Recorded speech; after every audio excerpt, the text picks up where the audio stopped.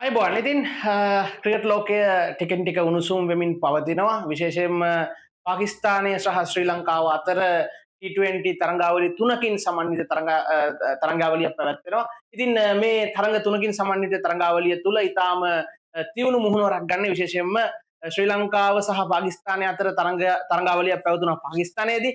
එය ඊටාම තියුණු මුහුණුවරක් ගත්තා. නමුත් ශ්‍රී ලංකාවට ඒක ජයග්‍රහණය කරන්න අපහසු වුණා. එහි ප්‍රතිඵලයක් විදිහට පාකිස්තාන කණ්ඩායම ලංකාවට එනවා ළඟ T20 ලෝක කුසලානෙත් එනවා. ඉතින් ඒ පිළිබඳව සාකච්ඡා කිරීමට තමයි CBK Productions YouTube channel එක ඔස්සේ අපි අද බලාපොරොත්තු වෙන්නේ. ඉතින් ජරම කොහොමද ලංකාව සහ පාකිස්තානය අතර මීට මාස කිහිපයකට පෙර ක්‍රිකට් පරාජයත් එක්ක තමයි ලංකාව නැවතත් මේ තරගය සඳහා මුහුණ දෙන්නේ. ඉතින් කොහොමද ඒක අපි විග්‍රහ කරන්නේ? මේමයි චේතිය කොමටත් ඒ පරාජිත මානසිකත්වයෙන් අපි අනිවාර්යෙන් ඉන්නවා. මොකද අවසන් තරඟය ගත්තොත් අපි යම් තාක් දුරකට ආවා හොඳ තත්වයකින් මොකද අන්තිමේදී අපි තරඟය අතාරින ස්වභාවයක් තමයි දැක්කේ. කෙසේ නමුත් මේක සාමාන්‍ය ස්වභාවික තත්වයක්. ඕනෑම කණ්ඩායමක් සමග මුහුණ දෙද්දී අවසන් වශයෙන් ඒ කණ්ඩායමට මුහුණ දෙලා ලැබුව අත්දැකීම අපි අපහසුවටපත් කරනවා. විශේෂයෙන් මේ තත්වය තුළදී අපි මේ පාකිස්තානු තරඟාවලියට මුහුණ දීලා ඉන්පසු මුහුණ දෙන ප්‍රථම තරඟාවලිය මේ එළඹෙන ශ්‍රී ලංකාව සහ පාකිස්තානය අතර 20යි 20 තරඟාවලිය. ඉතින් මම හිතන්නේ වෘත්තීය ක්‍රීඩකයෝ නම් අපේ අය ශ්‍රී ලංකා ක්‍රිකට් කණ්ඩායමේ සමාජිකයෝ වෘත්තීය ක්‍රිකට් ක්‍රීඩකයෝ නම් එයාලා වෘත්තීමය කටයුත්තක නම් නියැලිලා ඉන්නේ. අපි පරාද වුණා, අරම වුණා, මේම වුණා කියලා ඒ අඳුරු මානසිකත්වයෙන් ඉන්නේ නැතුව මට කොතනද වැරදුනේ? පාකිස්තානු භූමියේදී යාලට වැරදිච්ච තැන් යාලට හඳුනා ගන්න පුළුවන් නම් මේ අපේ හෝම් කන්ඩිෂන් එක අපේ පිට ආවේනික අපිට අනන්‍ය පරිසරය තුළ එයාලගේ මෝන් කන්ඩිෂන්ස් වල යාලා සෙල්ලම් කරන්නේ. ඉතින් යාලට පුළුවන් අනිවාර්යයෙන් පුළුවන් වෙන්න ඕනේ උපරිමය කරන්නේ අදාගත්ත ඉගෙනගත්ත දේවලුත් එක්ක.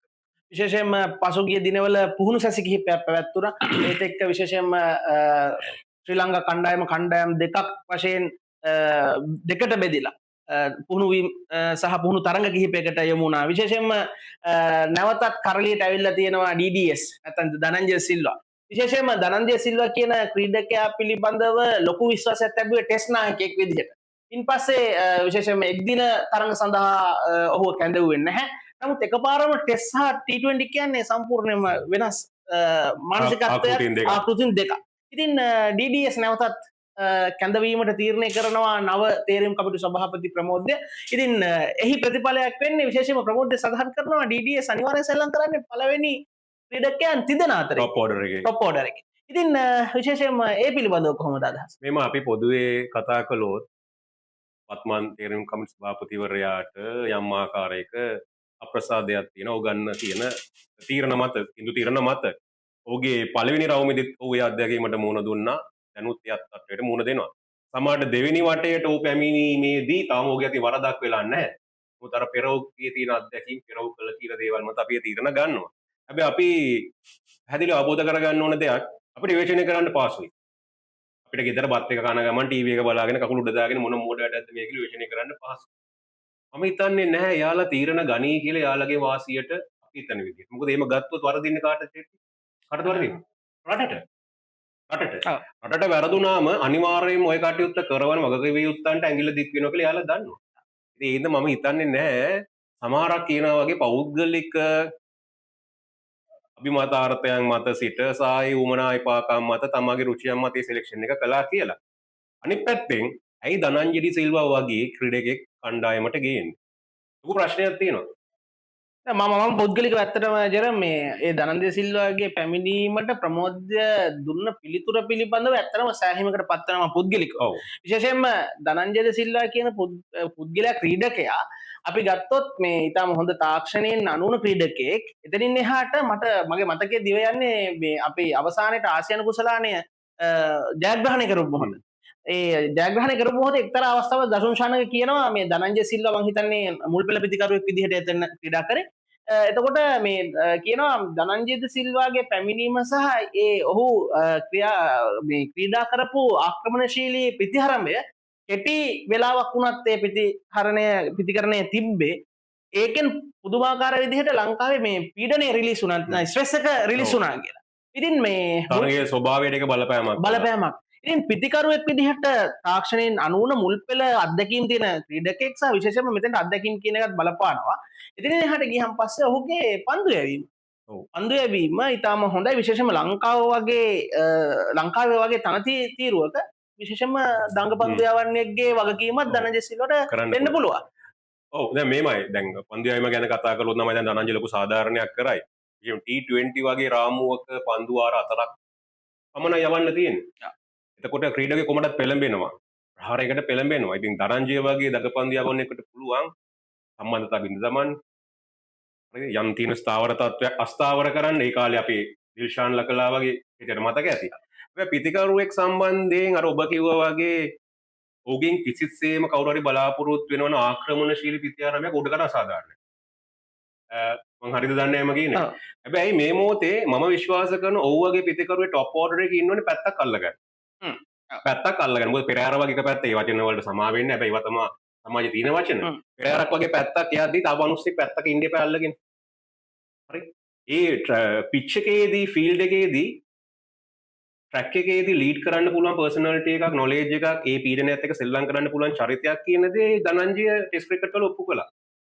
අපි දැක්කා පෞගේ කාලේ ගොඩාක් ටෙස්ට් මැච් වලදී ධනංජය ප්ලේ කරේ අශාන්තික කරත්නගේ රෝල් එක. ඒක මතක දැන අශාන්තික කරත්නගේ කාණ කාලේ. ඒදී ලකුණු වලට වඩා අපි දැක්කේ මොකද්ද? තමයි මේ වගකීම අඳුනගෙන කටයුතු කරනවා. T20 වගේ රාමුව බොහොම වේගවත් ආක්‍රමණශීලී බොහොම වෙනම රාමුවක්. නමුත් මම විශ්වාස කරනවා ශ්‍රී ලංකාව වගේ බැටින් ලයින් අප් එකක් තියෙන තැනකදී ධනංජය එතන ඉන්නවනම් එක පැත්තක් අල්ලගෙන විශ්වාසයෙන් අනිත් පැත්තෙන් ගන්න. උදාහරණයක් වශයෙන් කිව්වොත් සරත් ජයසූරිය දවසක් කියනවා. ඔයාලට මතක ඇති මේ ඔයත් අහලා ඇති.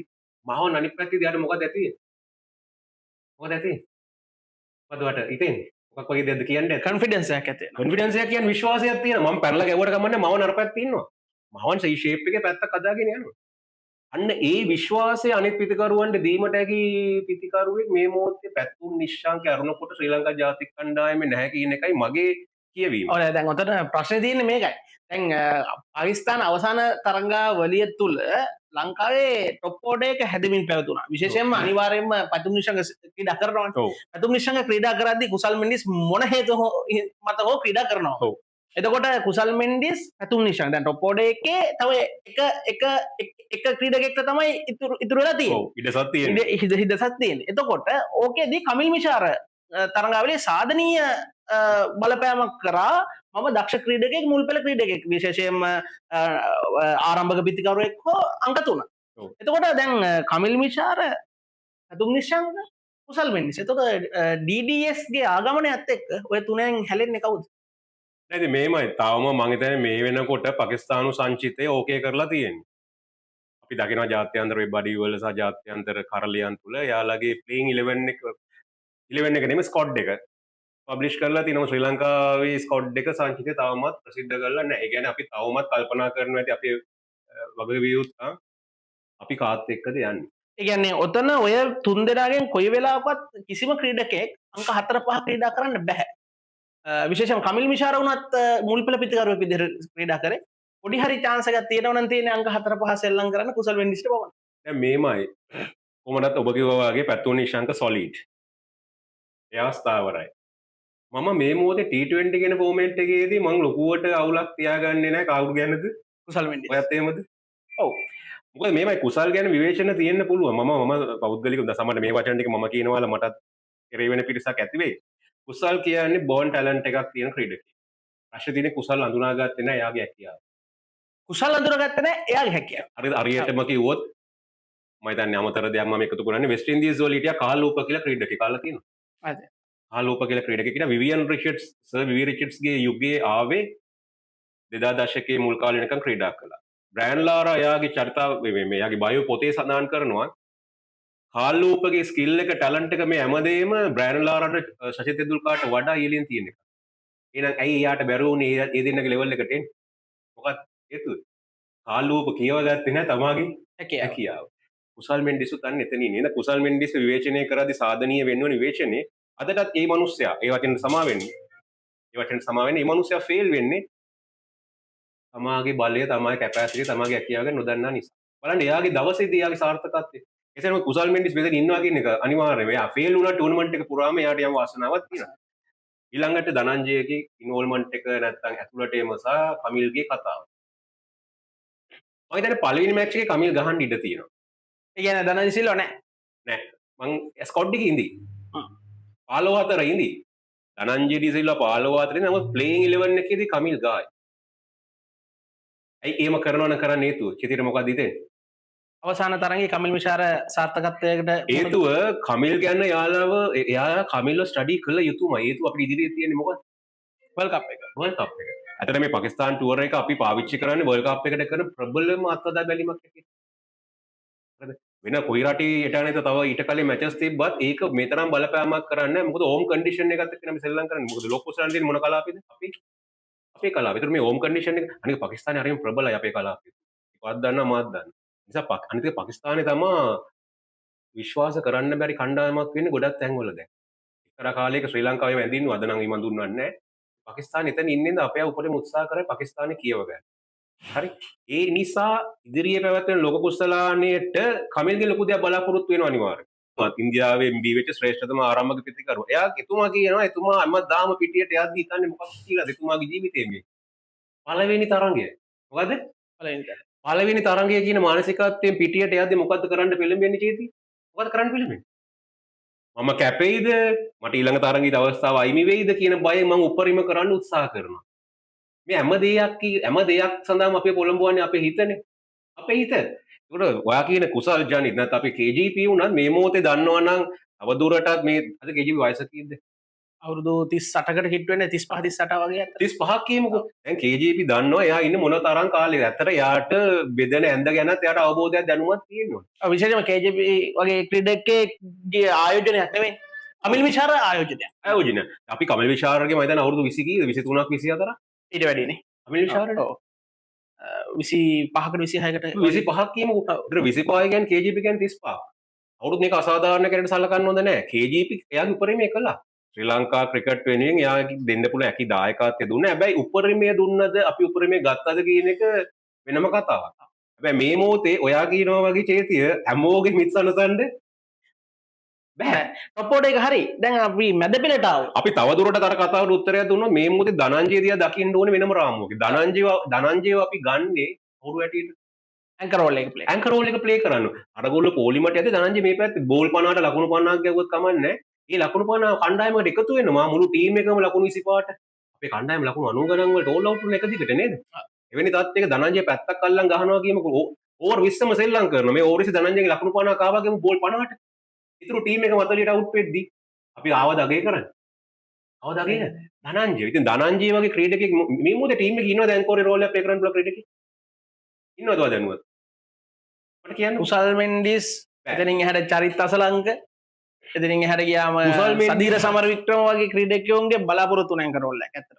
සදීර සමරවික්‍රමට තාම හැකියාව තියෙනවා. හැබැයි කොහෙන් හරි කවුද? චරිත් අසලංක කියන්නේ මොන වගේ ක්‍රීඩකෙක්ද?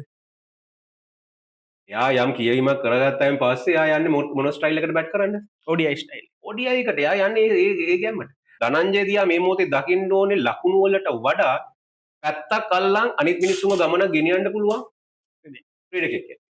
ඔව් එතකොට අංක 4 කමිදු මෙන්ඩිස් ගැන අපි එයාට සාධාරණයක් කළා මේ මොහොතේ පොඩ්ඩක් ඒ ස්ථානේ යම මම හිතනවා කමිදු මෙන්ඩිස් ක්‍රීඩා කරයි කියලා. මොකද විශේෂයෙන්ම මේ ප්‍රමෝද් වික්‍රමසිංහ පැවසුවා අවසානයේදී 7-4 අනුපාතයට යන්නේ. බැට්ස්මන්ලා 7යි පන්දු යවන්න 4යි. එතකොට 7-4 අනුපාතයට යද්දි මම හිතනවා අනිවාර්යෙන් මේ 7-4 අනුපාතය ඇතුලේ කමිදු මෙන්ඩිස් ඉන්න ඕනේ. කමිදු ඉන්නවා කියන එක ඒ පොයින්ට් ඔෆ් view එකෙන් ඒ කෝණයෙන් බලද්දි හරි. හැබැයි මේ මොහොතේ කමිදු පෞගේ කාලේ T20 වල යම් ආකාරයක පසුබැස්මක් පෙන්නුවා නේද? ඔව්. යම් ආකාරයක නෙමෙයි ලොකු පසුබැස්මක් පෙන්නුවා. හරි. ඒතර මේමනේ චෛතිය තමයි දැන් අපි ගත්තොත් මේ ක්‍රිකට් ගැසීමට අමතරව ක්‍රීඩකයන්ගේ මානසික සෞඛ්‍ය ගැන මේ ශ්‍රී ලංකාව වගේ කණ්ඩායම් චෛතිය ගොඩක් මේ ගැන හිතන්නේ. ඒව ගැන මේවට තමාගේ අවධානය බලධාරීන් දිය යුතුයි. අපි හැමතිස්සෙම ප්‍රැක්ටිස් මතම යනවා. අපි මෙන්ටල් ට්‍රේනින් එක ගැන කතා කරද්දී ශ්‍රී ලංකන් ක්‍රිකට් වගේ තැන් 125කට අඩු ප්‍රමාණයක් දෙන්නේ. හරි. ඒතකොට කමිද මෙන්ඩිස් සාර්ථකව ටෙස්ට් ක්‍රිකට් ක්‍රීඩාවේ නියැලුණා. ඒකත් එයාගේ රිද්මේ අඩුවක් වුණා නේද? වුණාද නැද්ද? වුණා. ඒ රිද්මය අඩුවීම ගැන කවුරු හරි අවධානයක් යොමු කරද්දී ඒ රිද්මය අඩු වෙන්නේ යා තුල යම් ආකාරයක පීඩනයක් අට ගන්නවා. මොකද ඒ පීඩනේ? මට අරක කරගන්න පුළුවන්ද බැරිද කියලා හඳුන්වද්දී එයා නොදැනුවත්වම එයා නොහැකියාවක් එයා තුළ නිර්මාණය කරගන්නවා. ඒ නිසා කමිදු මෙන්ඩිස් ගැන මම හිතන්නේ T20 ආව ගස්සනවාද 7-4 ක්‍රමවේදය තුල සෙල්ලම් කරනවාද කියන දෙයට වඩා මේ මොහොතේ මේ තියෙන රාමුව තුල කමිදු මෙන්ඩිස් ඕකේද කියලා බලන්න ඕනේ. ඔව්. ඒ ක්‍රීඩකයෝ වැඩ ගෑවෙන්න ඕනේ. රාමු දැන් කෝලි විරාට් කෝලි රාමු තුන් ඔයාගේ කවුද රාමු තුනේම ශ්‍රේෂ්ඨතමයා කියලා ලැබුවොත් දෙන්න තියෙන උත්තරේ? විරාට් කොහ්ලි තමයි. ප්‍රශ්න තියෙන්න පුළුවන් කෝලි සම්බන්ධයෙන්. හැබැයි උත්තරේ කෝලි. ඔව්. හරි ඔයා කියන බට්ල් එතනට ආවා. හැබැයි ජොයි රූට් තේරුම් ගන්නවා මම එතන නැහැ කියලා. තව දෙවෙනි තැන් වල ඉන්නවා බබර් අසම්. ඉන්නවා ගොඩක් ඉන්නවා. රෝහිත් ශර්මා. ඒතකොට ජොයි රූට් චේති එතන නැහැ කියලා දැනගත්තම එයා පස්සට යනවා. එයා පස්සට යෑම තුල මොකද්ද ලැබිච්ච වාසිය? මොකද ලැබිච්ච වාසිය? එංගලන්තේ පිබිදීම ටෙස්ට් ක්‍රිකට් ක්‍රීඩාවේ. ඔයාට මතකයි මීට කාලෙකට කියලා එංගලන්තේ කියන්නේ අපිව දැක්කත් බය වෙන කණ්ඩායමක් කියලා. හරි. නමුත් එංගලන්තේ පිබිදීම ඇති වෙන පිබිදීම තුල ලොකුම දායකත්වය ටෙස්ට් ක්‍රීඩාවේදී ලබා දෙන්නේ ජොයි රූට්. එතනට යන්නේ යාගේ අර මානසිකත්වයත් එක්ක. ඒ නිසා කමිදු මෙන්ඩිස් වගේ ක්‍රීඩකයෝ ගැන බලධාරීන්ට තියෙන ප්‍රබල කියවීම. හරි මේ කියවීම තුළ එයාලාටම ඉතාලා එයාලටම ඇඩ ගෑන්න දෙන්න ඕනේ මම මේකට සූදානම් කියලා. හැබැයි මම දකින දෙයක් තියෙනවා මේ මොහොතේ T20 කිරේදී කමිදුට වඩා දෙයක් කරන්න පුළුවන් කාටද? විවිධ වෙල්ලට. ඒක සාමාන්‍යයෙන් මොකද ලංකාවේ මේ තනතිරු තියෙන්නේ. විවිධෙල්ලගේ මං හිතන්නේ ලංකාවේ තනතිරු වල හොඳටම පන්දු කරනවා. යැවීමෙන් හොඳට කරනවා. හොඳ මට්ටමක ඉන්නවා. හරිද? නමුත් පිටිකරණය පිළිබඳව ප්‍රශ්නයක් තියෙනවා. කමිදු දුනිත් ගත්තොත් ස්පෙෂලිස්ට් බැට්ස්මන් කෙනෙක් එක්කම නම් යන්න ඕනේ අපි වෙල්ල දුනිත්වත් පොඩ්ඩක් පැත්තකින් ඉඳමු. එහෙනම් තවදුරටත් ඔප්ෂන් එකක් ඇටියට කුසල් ජනිත්දියා බැලීමේ ප්‍රශ්නයක් නැහැ. ඔව්. එකඟ වෙනවද? අනිවාර්යයෙන් අනිවාර්යයෙන්. මොකද කුසල්ට වැදුනොත් වැදුනා. ඔව්. ඒ කියන්නේ එයාගේ දිනේදී එයාගේ කන්ඩිෂන්ස් වලට ඒ වටපිටාව සීලම සාධකයන් එයාට ඕකේ නම් ඒක එයාගේ දවස නම් ඒ අඩු පන්දු සංඛ්‍යාවකින් ප්‍රේම සාධාරණ කණ්ඩායමට කරනවා. ඔව්. ඉතින් විශේෂයෙන්ම පාකිස්තාන තරඟාවලිය ආරම්භ වෙන්න ඔන්න මෙන්න තියෙන කාල පරිච්ඡේදයක් තුල අපි පුංචි කතා බහක තමයි නිරත වුණේ. ඉතින් අපි බලමු පළවෙනි සංචිතය තවමත් ක්‍රිකට් ආයතනය මේ අවස්ථාව වෙන තුරු මම හිතන්නේ අපි මේ රෙකෝඩින්ස් එක යන අතරතුර ප්‍රසිද්ධ කරලා නැහැ තාම. ඉතින් අපි බලමු පළවෙනි සංචිතය කොහොමද වෙන්නේ? පළවෙනි තරඟය කොහොමද ක්‍රීඩා කරන්නේ? ඉන්පසු අපි පූර්ණ විග්‍රහයක් කරමු මේ තරගය පිළිබඳව. ඉතින් බොහොමත්ම ස්තුතියි CBK ප්‍රොඩක්ෂන්ස් සමගින් එක්ුණාට අපි නැවතත් දවසක හමු.